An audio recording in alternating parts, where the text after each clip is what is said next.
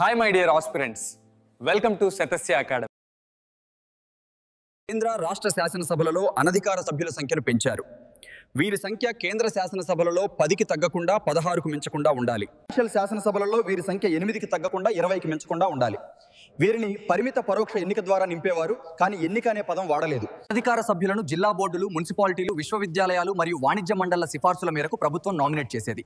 అందుకే దీనిని పరోక్ష ఎన్నిక అని అంటారు. కేంద్ర శాసన మండలికి ఎన్నికైన భారతీయులు సురేంద్రనాథ్ బెనర్జీ, గోపాలకృష్ణ గోఖలే, రాస్ బిహారీ ఘోష్, ఫిరోజ్ షా మెహతా, దాదాబాయి నౌరోజీ, బిల్గ్రామి. ప్రజా ప్రయోజన అంశాలపై కార్యనిర్వాహక వర్గాన్ని ప్రశ్నలు అడగడానికి సభ్యులకు అవకాశం కల్పించారు.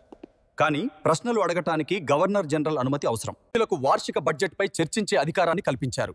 అయితే దానిపై ఓటు వేసే అధికారం మాత్రం లేదు. ఇది కేవల సలహా హక్కు మాత్రమే. చాప్టర్ వైజ్ టెస్ట్ సిరీస్ మరియు ఇన్ఫోగ్రాఫిక్ నోట్స్ కోసం మన శతస్య ఇన్ఫర్మేటివ్ హబ్ యాప్ని ఇన్స్టాల్ చేసుకోండి.